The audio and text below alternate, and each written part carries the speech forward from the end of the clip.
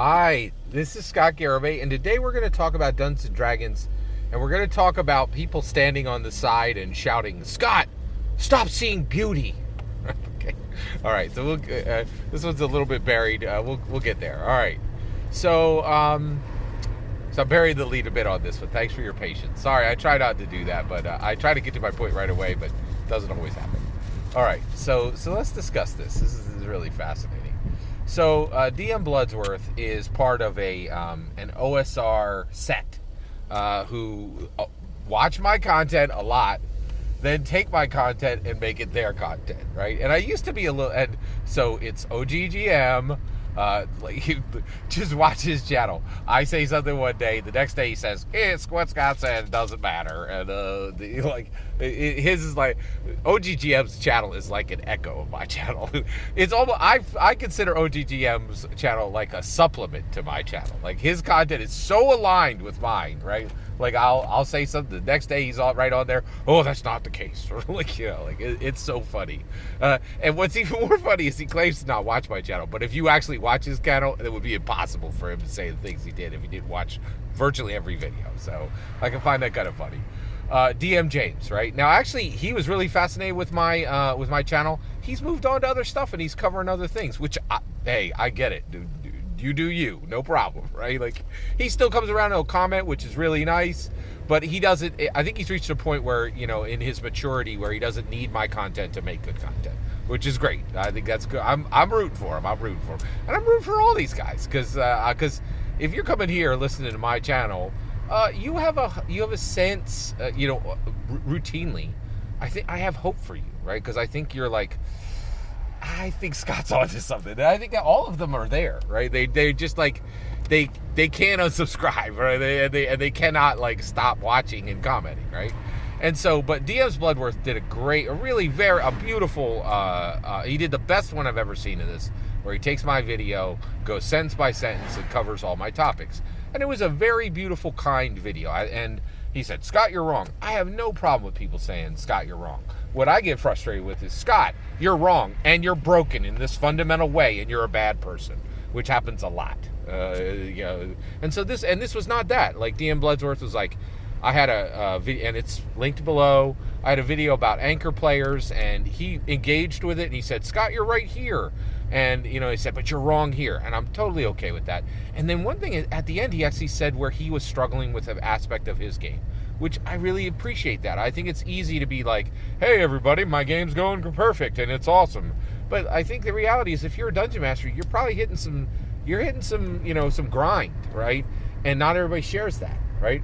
Or you're not DMing at all. Like, OGG, I'm looking at you. Are you still DMing, bud? Right? Like, so, like, yeah, it's interesting, right? So it's a thing, right? And I try to be transparent, and I try to be honest with you, tell you when I've hit a low skid, right? So I really love this video from DM's Bloodworth, right? But he gets into it, and he points to what is the difference between me and him, right? And the thing is, he thinks the purpose of Dungeons and Dragons is fun. I think the purpose of Dungeons and Dragons is to improve you as a human. We have fundamentally different views of what Dungeons and Dragons is, right? But one thing I struggle is, like, why do these OSR people latch onto me like a barnacle, and use my content as their content, and never stop commenting, and never stop, either through their channel or directly in the comments, if they think everything's wrong and it's of no value, and even much worse, insults, why do they keep coming back? And I realized it, right? And you know what helped me realize it? Guillermo del Toro's new show, Cabinet of Curiosity, and there are spoilers for Cabinet of Curiosity, a little bit of Cabinet spoilers for Cabinet of Curiosity, specifically the episode Pickman's Model, okay? And that helped me understand DM James, OGGM, and DM Bloodsworth, and frankly a few other channels who just aren't as good as the three I just mentioned, right? But do the same thing. Shauner, I forgot about that. Yeah, he's my least favorite of that pack, right? So basically, and yeah, Shauner is definitely a barnacle. Okay, so here we go. All right, so basically, here's where this lands. Why do they interact with my channel the way they do? And Guillermo del Toro's Cabinet of Curiosities really helped me understand this. So, Guillermo del Toro's Cabinet of Curiosities is a horror show inspired by Dungeons and Dragons' grandchild, Call of Cthulhu. Okay? So, it's a Call of Cthulhu story, and Pickman's model is about Miskatonic University, and there's two artists. There's the Muggle artist who just paints some cool pictures, and he's a good artist, and he can draw well and paint well, right? And then there's Pickman. And Pickman is competing with this Muggle artist at Miskatonic University, and what's really interesting is when Pickman draws. So they bring in the regular artist into a room, and they bring in Pickman into the room, right? And they all get together and they start and they're drawing a model, and this old man holding a spear, right? And the Muggle artist what he does is he the regular artist makes this really almost photorealistic drawing of the old man with the spear. And he gets up to wash his hand, and he surreptitiously goes around and he looks at Pickman's drawing of the old man. And Pickman has drawn this horribly grotesque old man who has Cthulhu tentacles coming out of his face and scars and sores all over his body. And it's a transformative work, but it's horrifying, right?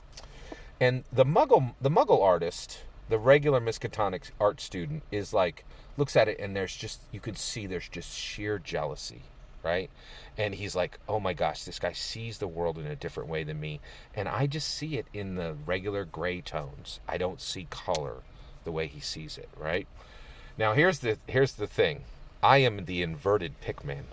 I see the world in beauty, right? I see the incredible glory of what Gary Gygax created. He transformed narrative for all of humanity, and he created a human improvement engine, in my humble opinion, that is transforming into a societal improvement engine. What he did is so beautiful and radiant, and is a diamond that when it gets hit by light from 100 different sources, shines in 100 different colors in 100 different directions. And that's what my channel is it's showing the beauty of Gary Gygax's legacy, and far more importantly, the incredible, radiant, brilliant, beautiful future of Dungeons and Dragons. And what I see is a future where 51% of the earth plays Dungeons and Dragons and gets up in the morning and combats their own deficiencies and builds the most robust possible interactions they can across every direction, across animals, across humans, across aliens if we discover them, you know what I mean? And then also explores not only themselves, right, but the people right next to them, their own physical Earth, and far beyond into the stars, right? Combat, interaction, exploration. I see the beautiful future that Dungeons and Dragons can deliver, and it drives DM James, OGGM, and DM Bluddwolf crazy. It drives them to outlandish frustration. I hate that word. I'm trying to get it out of my vocabulary. I don't never want to call anybody crazy. Sorry. So it drives them into outlandish frustration. Right? It vexes them, right? Because they don't see the beauty. They know they're the Muggle artist. And they're like, Scott, why can't you see Dungeons and Dragons in the gray suckfest that it is like I do? How can you think that anyone would ever be improved at your table? Can't you understand that I don't improve anyone ever at my table, and they really never get anything more than a lol that they would get from a meme track? Can't you understand that my game sucks, and your game sucks, and the fact that you need to see D&D as a game so it can suck for you as well? How can you see more than me, right? Can't you just, please, I'm begging you, see the gray, dark, dismal world. Join me in my sorrow and my suckitude. I gotta do it, dude. I see the world in beauty. You don't. That's the difference between us. And you ain't never gonna convince me to join you in your sad sack gray world. I see the truth of what Gary was. None of you do. And the reality is, I'm moving on, with a bright, brilliant future.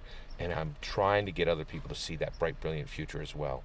And you guys are just standing in the corner, washing your hands, looking at the painting I'm making, and you're all super jealous. I think that's the reality of it. And that's where we land. All that's my very humble opinion. And I'm eager to hear each of yours. Thank you very much. Please consider liking and subscribing, and have a wonderful millennium.